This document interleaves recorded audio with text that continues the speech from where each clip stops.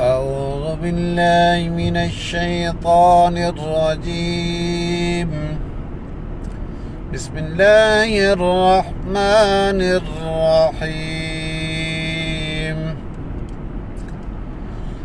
أقم الصلاة لدلوك الشمس إلى غسق الليل وقرآن الفجر